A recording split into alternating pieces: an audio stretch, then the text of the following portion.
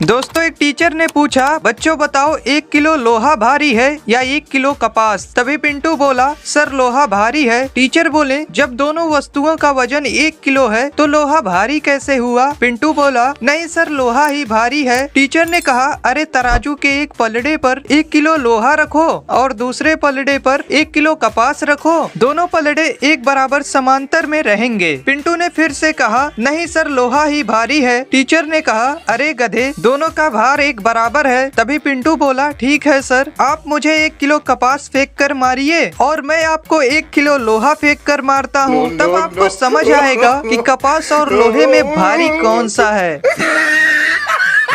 दोस्तों, एक सेठ 5 रुपए की रोटी बेचता था। उसे रोटी की कीमत बढ़ानी थी, लेकिन बिना राजा की अनुमति के कोई भी अपने दाम नहीं बढ़ा सकता था। एक दिन सेठ राजा के पास गया और बोला, महाराज मुझे रोटी का दाम 10 रुपए करना है। राजा बोला, तुम 10 नहीं 30 रुपए करो। सेठ बोला, महाराज इससे तो हाहाकार मच जाएगा। राजा बोला, तुम इसकी चिंता मत करो। अगले दिन सेठ ने रोटी का दाम बढ़ाकर 30 रुपए कर दिया। शहर में हाहाकार मच गया। सभी राजा के पास पहुँचे, बोले, महाराज यह सेठ अत्याचार कर रहा, 5 की रोटी 30 में बेच रहा। राजा ने अपने सिपाहियों को कहा, उस गुस्ताख सेठ को मेरे दरबार में पेश करो। सेठ जैसे ही दरबार में पहुंचा, राजा ने गुस्से में कहा, तूने बिना मुझसे पूछे रोटी का दाम कैसे बढ़ा दिया। सेठ कुछ बोल पाता इससे पहले ही राजा ने सेठ को आदेश दिया, तुम रोटी कल से आधे दाम में बेचोगे, नहीं तो तुम्हारा सर कलम कर दिया जाएगा। आदेश सुनते ही पूरी जनता जोर जोर से बोली, महाराज की जय हो, महाराज की जय हो। दोस्तों, फिर क्या था, अगले दिन से 5 की रोटी 15 में बिकने लगी। पर जनता खुश, सेठ खुश और राजा भी खुश।